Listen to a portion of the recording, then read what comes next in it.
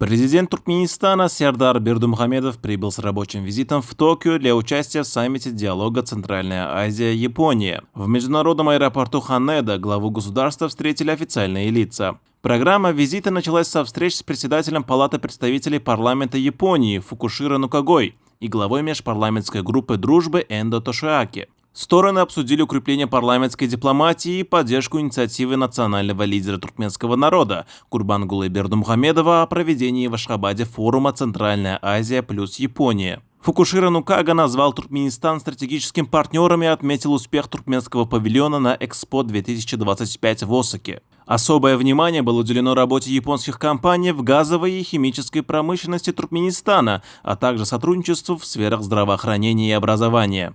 В рамках визита состоялась вторая за год встреча президента Сердара Бердымухамедова с императором Японии Нарухито. Лидеры подтвердили выход отношений на качественно новый уровень, обсудив перспективы в области высоких технологий, зеленой энергетики, экологии и управления водными ресурсами.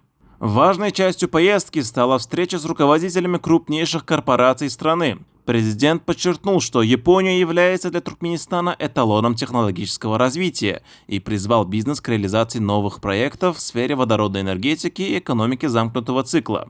Итогом деловых переговоров стало подписание пакета двусторонних документов, охватывающих газохимию, транспорт, связь и банковский сектор. Визит главы Туркменистана продолжается.